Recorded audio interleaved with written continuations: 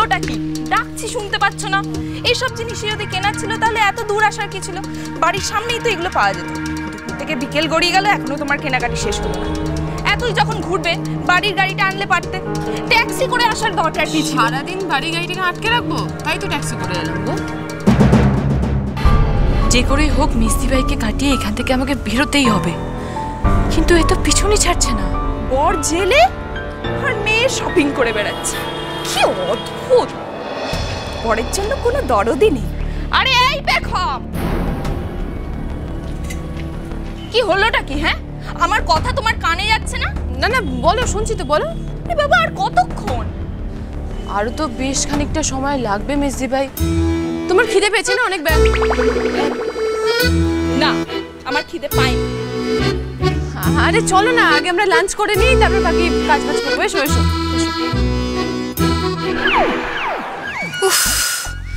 যদিও খিদেতে পেটটা গুলিয়ে উঠছে, পেখমকে ফলো করতে গিয়ে না খেয়ে প্রাণটা বেরিয়ে যাবে। না, খাবো না আমি। মিস্তি ভাই সহজে আমাকে ছাড়বে না, কিছু একটা এমন করতে হবে যাতে আমাকে ছাড়তে বাধ্য হয়। পেখম, বলো তোমার মতলবটা কি বলো তো? একবার বলছো শপিং করবে, একবার বলছো লাঞ্চ করবে, মানেটা কি? মতলব আবার কি হবে? খিদে পেয়েছে বলে বললাম। তুমিও না।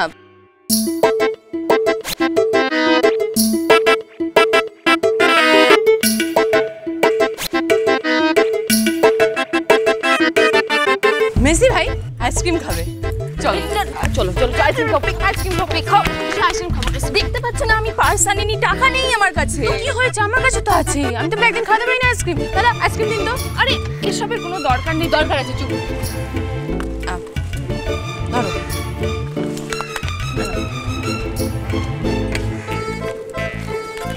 খাও, খাও না।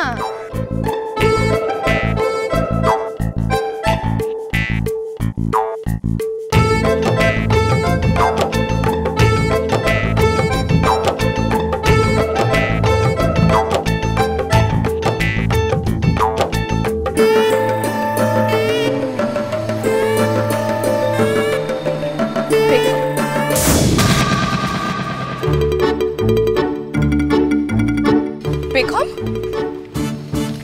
পেখম কোথায় গেল? ওখানে তো নেই। আচ্ছা দাদা, আমার সাথে একজন ছিলেন, ওনাকে দেখেছেন? না, আমি অত দেখিনি। বাবা,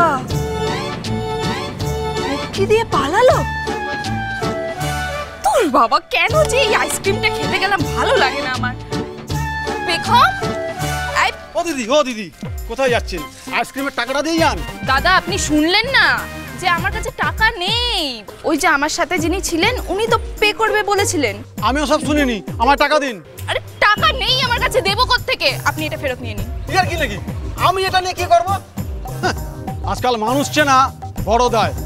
ইনাদের কাছে নাকি টাকা নেই, বললেই বিশ্বাস করতে হবে?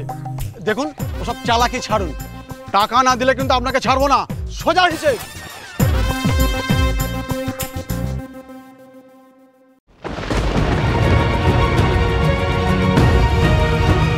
এক্ষুনি যদি ওরা আমাকে দেখতে পায় তাহলে তো বিপদ হবে।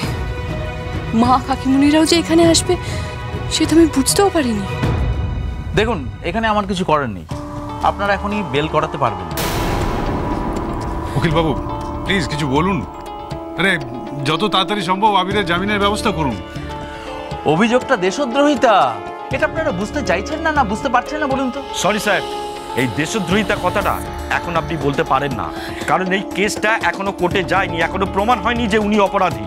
প্লিজ স্যার, বিশ্বাস করুন আমার ছেলে এই কাজটা করতে পারে না। আমার বিশ্বাস করা না করায় কিছু যায় আসে না, এখন যা বলবে সব আইন আর প্রমাণ।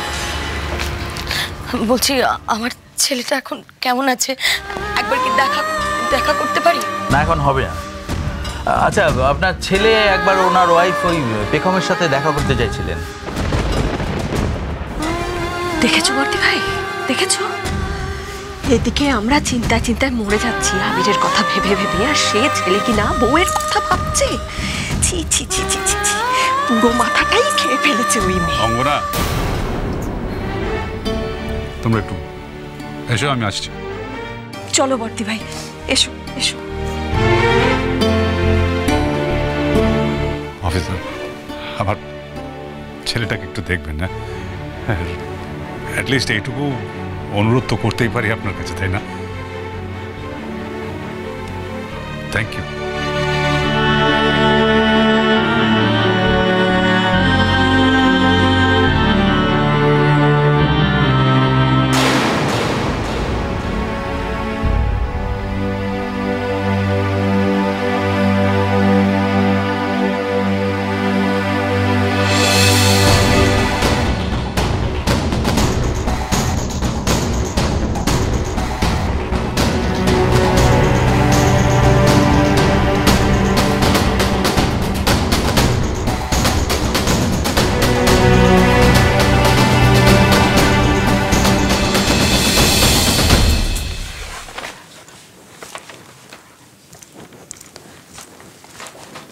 স্যার, আপনি এখানে? আমি আমার রেসপন্সিবিলিটি কমপ্লিট করতে এসেছি স্যার। আপনি তো আপনার কাজ করে ফেলেছেন। না স্যার, ইনভেস্টিগেশন এখনো শেষ হয়নি। আমরা অপরাধীকে এখনো ধরতে পারিনি। আমার হাজবেন্ডকে ফাঁসানো হয়েছে, আর সেটার জন্যই আমাকে ইনভেস্টিগেশন আবার চালু করতে হবে। আমাকে প্রমাণ জোগাড় করতে হবে। প্রমাণ তো অলরেডি আপনার হাজবেন্ডের এগেইনস্টে, তা আপনি নতুন করে আবার কোন প্রমাণ খুঁজবেন? আমার ইনভেস্টিগেশনের উপর ভরসা করেছিলেন বলেই তো আমাকে এত বড় একটা কাজের দায়িত্ব দিয়েছিলেন। আমাকে আরেকবার ভরসা করুন স্যার, ইনভেস্টিগেশন চালিয়ে যাওয়ার অনুমতি দিন। আচ্ছা ঠিক আছে, আপনিই বলুন, আপনি অকারণে এরকম কাজ কেন করবেন? এর পিছনে নিশ্চয়ই কোনো কারণ থাকবে বা কোনো উদ্দেশ্য থাকবে, আর সেই উদ্দেশ্য হতে পারে আর্থিক লাভ।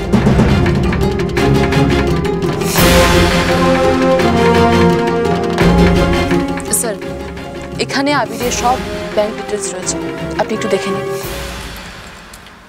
স্যার, এই রিস্কটা নিতে গিয়ে আবিরের কিন্তু শুধু হাজতবাসী হয়েছে, আর কোনো লাভ হয়নি।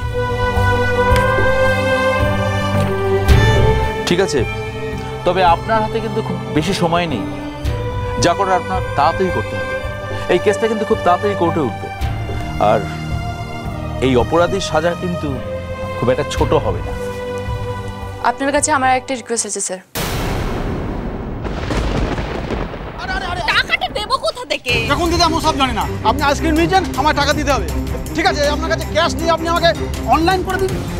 মোবাইলটা আনলে তো হয়েই যেত, এত সমস্যাই হতো না। কেন ফালতু ঝামেলা করছেন দিদি? আইসক্রিম নিয়েছেন, আপনাকে টাকা দিতে হবে। কি হলো, দিন। আরে মহা মুশকিল।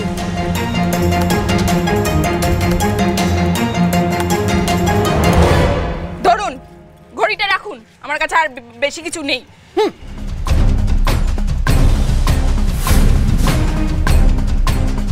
আমাকে এভাবে অপমান করলে তো পেখম, সব অপমানের বদলা আমি সুদে আসলে ফেরত দেবো তোমায়। জন্মদিনে বাপি আমায় এই ঘড়িটা গিফট করেছিল, আজ সেটাও হারাতে হলো তোমার জন্য। আমায় বাড়ি ফিরতে দাও, আমি তোমায় ছাড়বো না, কিছুতেই ছাড়বো না।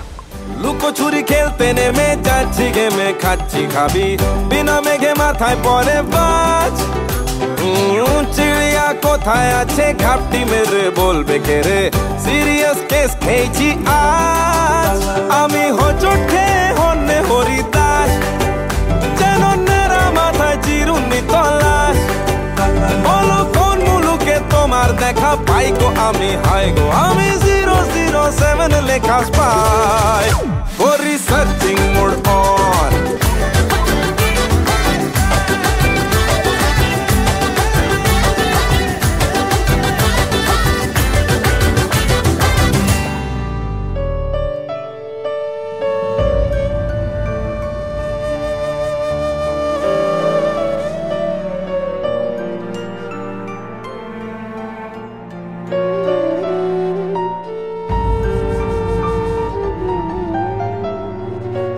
আবির,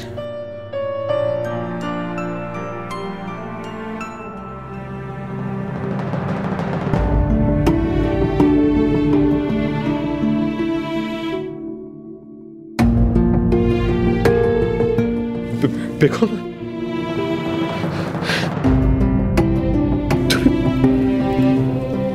ঠিক আছো তো? তুমি নিজে এতটা কষ্ট পাচ্ছ আর আমাকে জিজ্ঞাসা করছো আমি ঠিক আছি কিনা। আমি ঠিক আছি। বাড়ির পরিস্থিতি কেমন? তুমি একদম চিন্তা করো না, আমি সবটা সামলে নেব।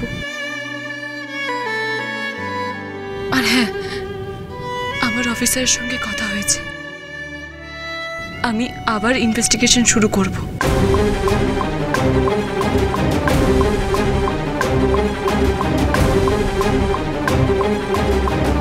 দেখো,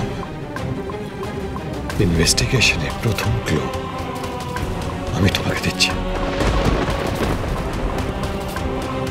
আমাদের অফিসে 3 জন, রাহুল ঘোষ, সুমন অধিকারী আর আমার বস মানে তিয়াসের বাবা সমীরণ দাশগুপ্ত, ওদের সামনে আমার একটা বলা কথা আমার এগেইনস্টে ব্যবহার করা হচ্ছে। দেখুন, আমার ল্যাপটপ থেকে ইনফরমেশন কোনোভাবে লিক করতে পারে না। আমার ল্যাপটপ আমি ছাড়া কেউ খুলতে পারে না। ওর পাসওয়ার্ড ক্র্যাক করে ইটস ইম্পসিবল।